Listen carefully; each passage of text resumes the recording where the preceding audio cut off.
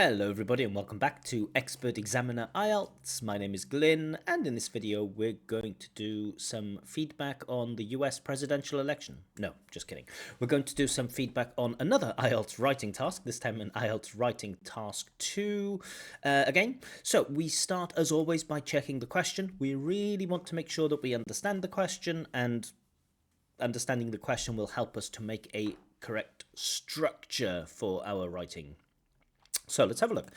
Some believe, not all people, but some believe that children, cool, should be taught. So not that they are taught or that they will be taught, that they have been taught, but that they should be taught. It is a good idea, should be.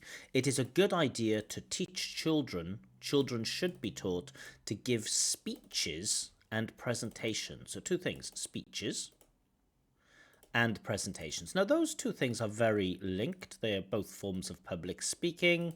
So I don't think we need to deal with speeches and presentations as two separate things. So I think it's speeches and presentations as one thing here.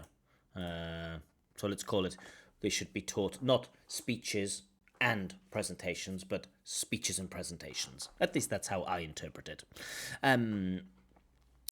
In school. So children who go to school, school-aged children, it's at school, it is a good idea to teach them speeches and presentations, how to give speeches and presentations. So what might that look like? Well, you have a class where maybe the teacher gives some good points, some things you should do, some things you shouldn't do, how to project your voice, how to speak slowly, how to maybe use PowerPoint or something like this, right? That's what those classes would look like.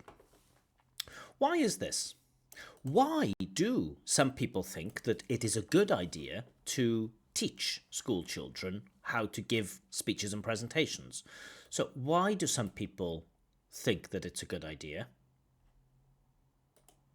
That's question one. And then question two, should this be taught in schools? Ooh. For me, it's a very strange question, because the two questions are linked, right? Why should we teach children to give speeches? Well, because it will help them to become more communicative. And should this be taught in schools? Yes. Why? Because it will help them to become more communicative. So if your answer to this question is yes, it's very possible that you will repeat some points, but we certainly don't want to repeat some points. So I don't know where this question came from. In the past, I have seen questions from candidates that I thought, okay, that is not a real IELTS question. Make sure you use real IELTS questions. And then later I found out that actually it was an authentic real IELTS question. So I don't know about this one. It seems a little bit strange just because the answer to this will use the same points as the answer to this. But okay. So what type of structure should we have here? As always, I like to start with a little bit of background information about the subject. That's, the things that we teach children at school. Then some reference to the question, this idea that, it's a good idea to teach children how to give speeches and presentations in schools. And then some thesis statement, what you'll talk about in the essay. So in this essay, I will explore reasons why people believe that it is a good idea to teach this in schools. And I will also explain why I believe So a thesis statement connected to this part, and I'd like to know your position here too in the introduction. So quite a lot to do in the introduction.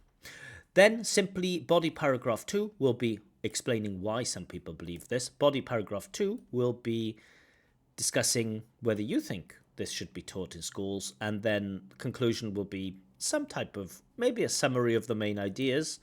That would be nice, but maybe some reflective comment too, explaining the importance. Maybe if we don't do this, or if we do this in the future, we will blah, blah, blah, blah, blah. So some type of reflective comment could be nice.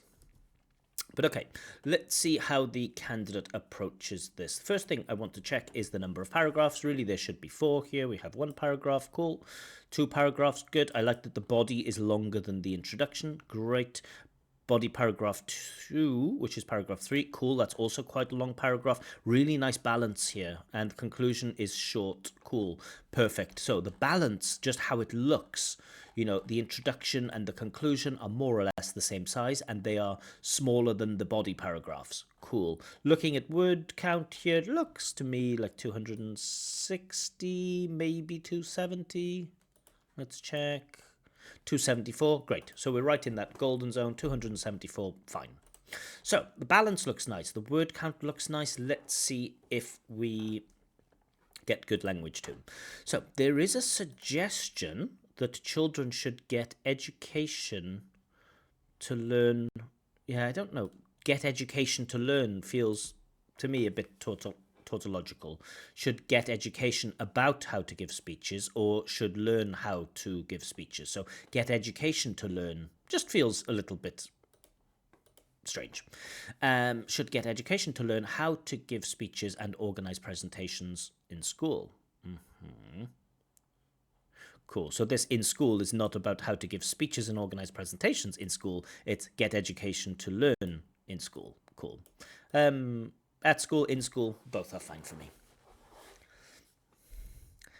As the reasons behind this proposal lie in improving communication skills and boosting self-confidence, good subordination, I fully agree with that, the inclusion, with the idea that maybe, with the notion that, or just I fully agree that, without with.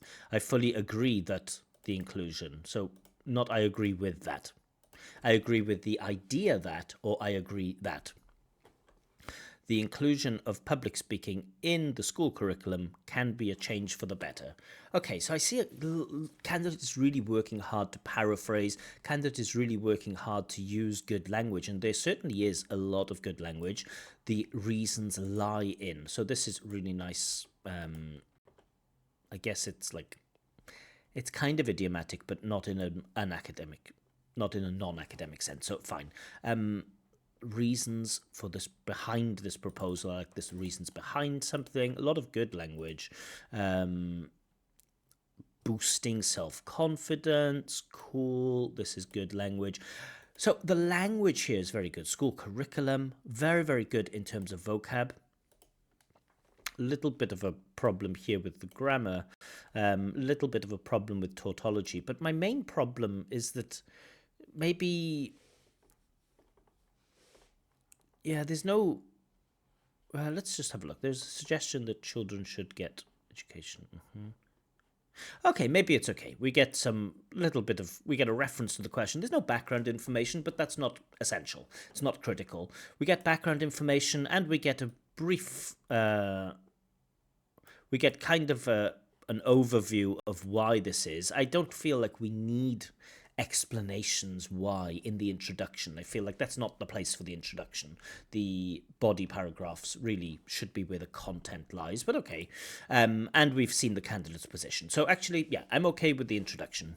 It's not how I would approach the introduction.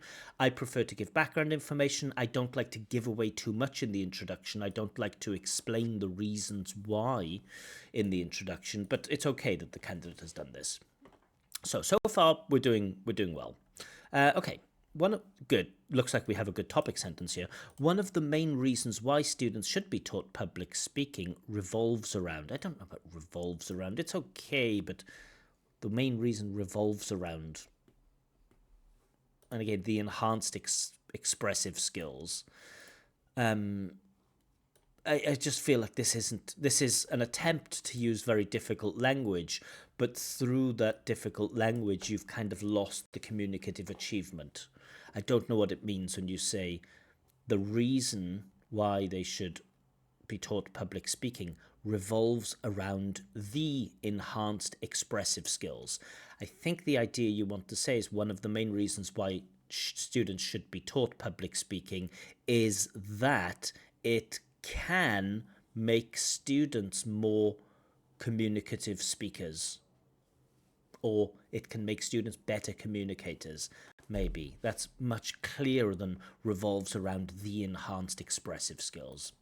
So we should get an explanation here as a development. Cool. If, nice.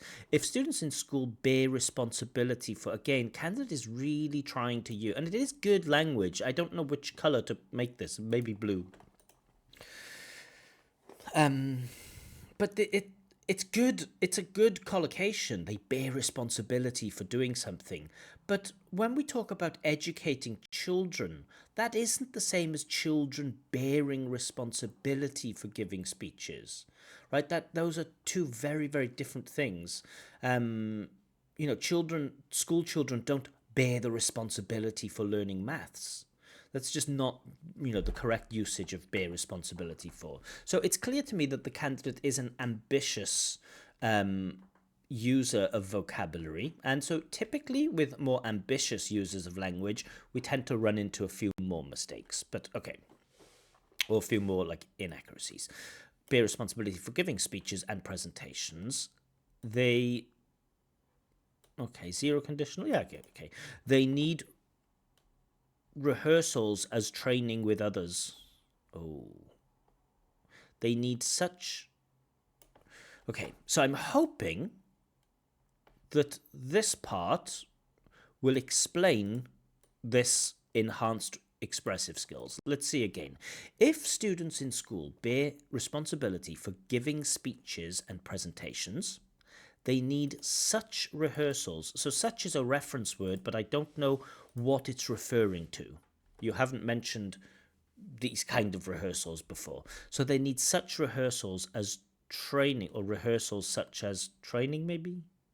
Such rehearsals as... Okay, so this such is like rehearsals, for example, blah, blah, blah, blah, blah. They need such rehearsals as training with others. Again, not quite sure what this training with others is, but let's keep going. Training with others, preparing texts, memorizing them, structuring thoughts, and organizing them logically before the presentation. Okay, I don't really see a close link between this stuff. I don't see it yet. Maybe you'll give it to me. This stuff with enhanced expressive skills. So memorizing doesn't make us more expressive. Structuring thoughts, maybe in some way that can make us more expressive. Organizing things logically. To me, this seems like cognitive skills rather than communicative skills. But okay, maybe you'll explain how these things lead to better expression. Can you explain that? These preparatory, good, I like the use of preparatory. Preparatory exercises can foster. Foster for me is a big ChatGPT word.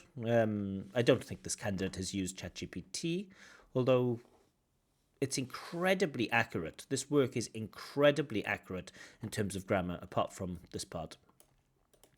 Foster is a big signal word for me that ChatGPT, but okay.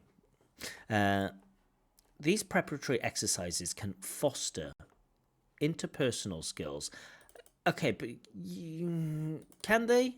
Memorizing texts can foster interpersonal skills? I don't know if I believe that. Maybe rehearsing with other people. So maybe focus more on that social element. When you rehearse, you have to do it with other people, and this helps you to build bonds with those people and to to give feedback on their performance, and so blah blah blah. So really focusing on that social aspect here would then make this part stronger. I don't think you've proved enough here that these preparatory exercises can foster interpersonal skills. Becoming, good use of participle. Becoming not only... What does it mean? Becoming not only on the stage. How can one become on the stage? A person becomes on the stage. So I don't know what it means to become on the stage. Becoming not only on the stage, but also outside of it. Outside of the stage? You can't be inside a stage, and so you can't be outside of a stage. As students can see improvements in many areas of life. Okay, it's not very specific here. Examples, many areas of life, feels a bit empty. Whether in conversations, good, so we're giving examples. With others, writing emails or explaining ideas. Okay. So the central theme isn't really clear because the topic sentence says, let's just rephrase this in a very direct way. The topic sentence says, yes. One of the main reasons is that when you learn how to give speeches and presentations, you become more expressive.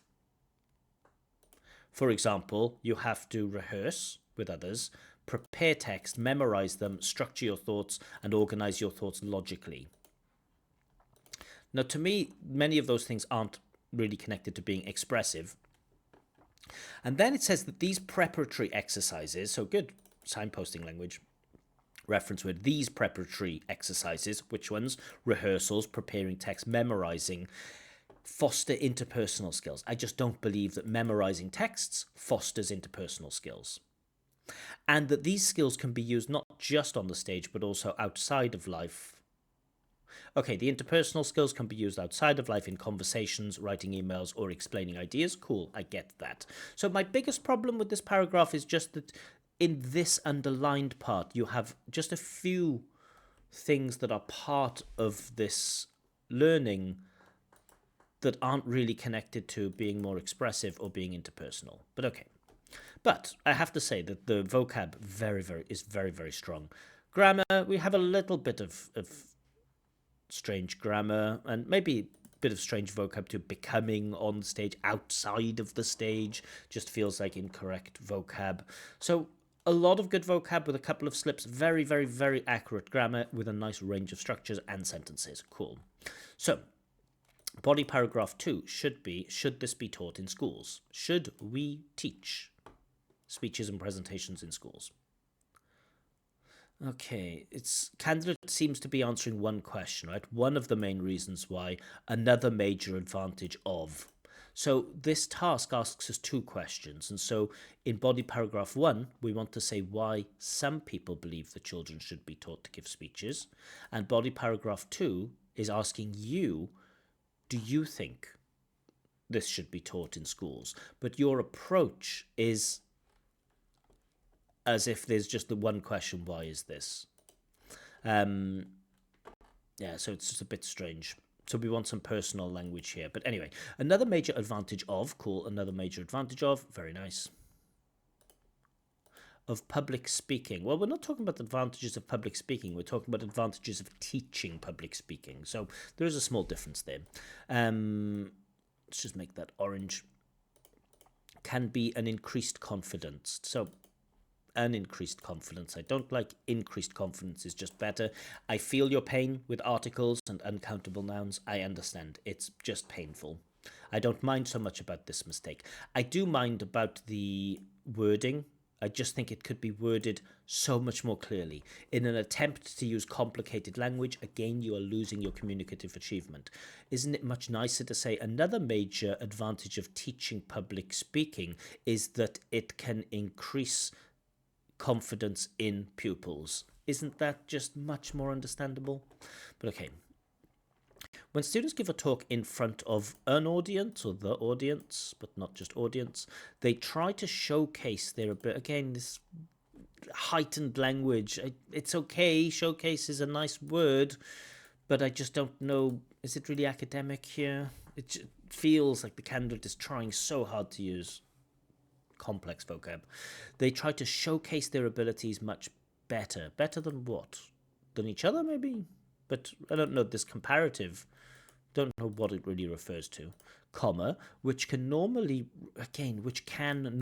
require them to, we have the can, just take out the normally, which can require them to regulate their emotions, is probably better, to regulate their emotions, regulate one's emotions.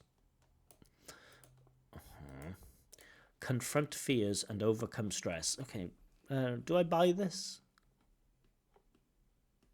So if they try to showcase their abilities much better, I'm not sure there, then they will learn how to regulate their emotions. I'm not persuaded by that. I don't feel like you've explained.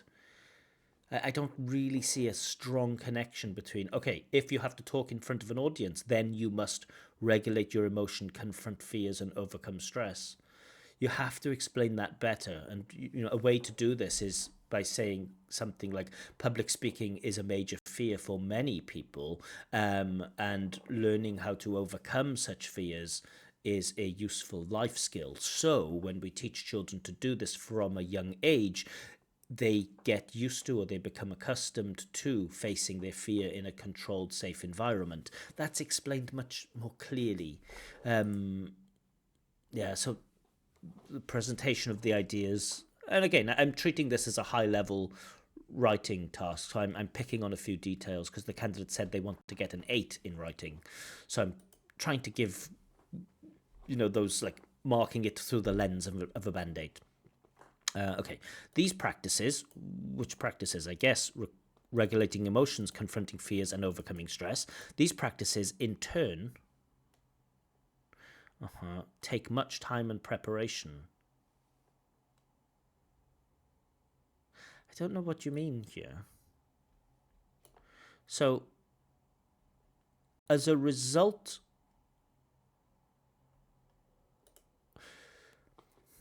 okay, when people stand in front of an audience, they try to show their abilities. That means that they have to regulate their emotions, confront their fears, and overcome their stress. And these practices take a lot of time and preparation, and they build resilience.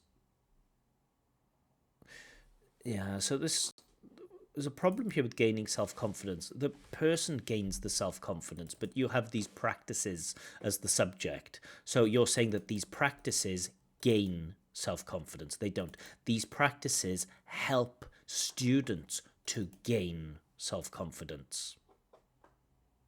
So you have a problem with that subject-verb. This subject doesn't relate to this verb. Okay. Although critics mention, so I should just color those so I can remember. I should say that, building resilience is a good collocation. Gain self-confidence is a good collocation. Although critics mention some people with autism, strange direction to take this. Although critics mention some people with autism who get too overwhelmed when speaking in front of others, they can also, who is they here? The people with autism or the critics? It's not immediately clear. It's quite ambiguous. They can also develop belief after long-term training. Given such tangible benefits, okay, again, nice language, but the persuasiveness of the text, I just don't know. Although critics mention some people with autism who get too overwhelmed, critics of what? Okay, maybe that's clear. Critics of the idea that we should teach children how to give presentations. They mention some people with autism who get too overwhelmed by doing what? Oh, when speaking in front of others. Fine. They, I guess people with autism, can also develop belief after long-term training. Given such tangible benefits, incorporating public, so I just don't feel like this is a very persuasive argument. So this part, good language. Candidate is showing good language, but there isn't really academic persuasiveness there. In conclusion, good signposting language. In conclusion, as giving talks and presentation offers certain advantages ranging from achieving effective communication skills to building self-belief, I believe that such practices should be, you should find this mistake, but okay, just one, should be a part of the school priorities. Priorities is just the wrong word here. Syllabus, curriculum, program, not priorities. And I know people will say, no, it's not syllabus, it's curriculum. Okay, fine, curriculum. All right, so let's look at some scores here. So task response. Oh, I don't know why the... Nah, doesn't matter. Task response. So for me, there is a 6. The reason for this... Sorry, I just want to change that font because it's annoying me. And I'm going to change the font for everything. Sorry about this.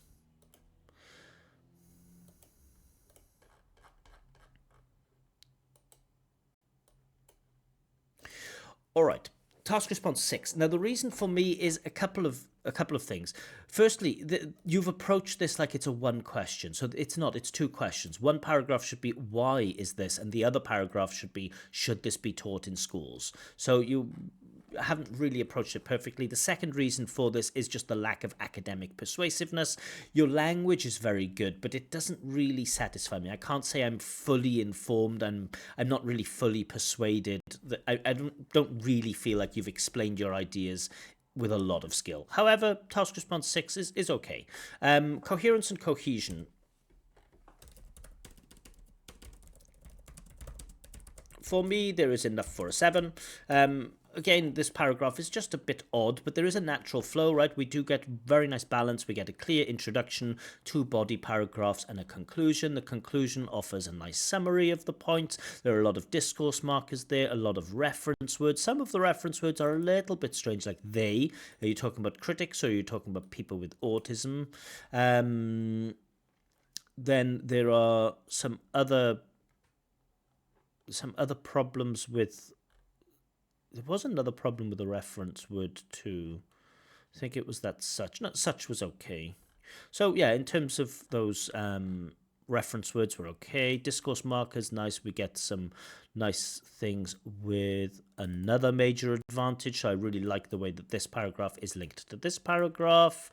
You use participle clauses to develop things too, which adds to a logical flow. And actually, because I only see one problem with that reference word, I really can boost this to an 8. Cool. 8 for coherence and cohesion. Lexical resource. I'm only going to give a 7 for this. You have a lot of good vocab in there. A lot of it is accurate, but for me there are just too many inaccuracies, like saying that pupils bear responsibility for giving speeches. It's too heightened, that they showcase their abilities. Okay, showcase is a nice word, but it just feels a little bit try-hardy. Yeah, you misuse this word priorities, and then a couple of things like become on the stage and outside of the stage just is a little bit strange. So for me, lexical resource 7. Grammatical range and accuracy. There are a couple of strange bits of grammar. I fully agree with that, the inclusion of public speaking. That's a problem. We get a strange thing with a subject doesn't really match to the verb here. These practices gain self-confidence.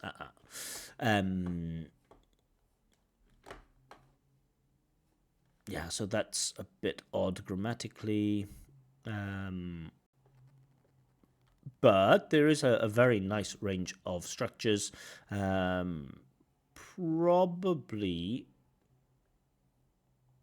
Yeah, I think probably there may be enough for an 8 for grammatical range and accuracy.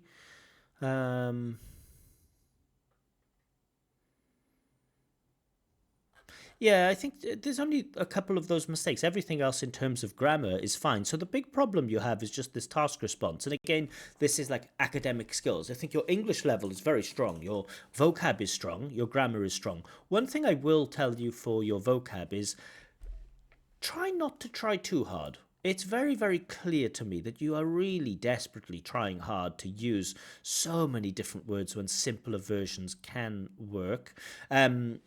Sometimes your attempt to use more difficult language results in like strange things, like another major advantage of public speaking can be an increased confidence. Which, like, what do you mean? An increased confidence in who? Just make it easier, simpler, so that everyone can understand. Be paranoid. Think about how people could misunderstand what you say. You know, another major advantage is of teaching children public speaking at schools is that these children can build their confidence. And that's so much easier to understand. But I don't know if you have that monitor in your head. Some people have that paranoid monitor where they can look at the language that they use and think, oh, somebody could misunderstand this, or oh, this isn't immediately clear, or oh, somebody would need to interpret what I say to understand what I mean. Transferring ideas onto paper can be a difficult thing, and this is why simple ideas are always better. And if in doubt between simple language that explains your idea very well or complicated language but might confuse the reader, simple language that explains your idea well is always better than showing off with language. There are some mistakes with articles there too. An increased in front of the audience, maybe incorrect use of this comparative here. Yeah, maybe that's enough to pull it down to a 7. So I am going to pull that GRA down to a 7. Sorry about that. At least that makes it easier to mark this. So overall, for me, it is a band 7, and I think that's fair. I think it is the lower end of C1. I think the candidate's language skills are very, very good. Candidate knows how to structure an essay, but I think the candidate lacks like the skills of making an argument and developing and explaining an argument. So this is just technical stuff. This is just theoretical, academic stuff of how to make an argument, how to make a persuasive argument, how to develop an argument clearly. Nice attempt. 7.0 C1. You should be happy with the score, but certainly some room to improve on this task response. Yeah. Okay, I hope you enjoyed that breakdown of this candidate's writing. If you would like me to check your IELTS writing tasks, or if you would like a free speaking test with feedback, you can request this in my Telegram channel. The Telegram channel is here, and you can find a link to this Telegram channel in the description. I'll leave it there for now. We have a few more videos coming up today, I think. But yeah, for now, bye-bye.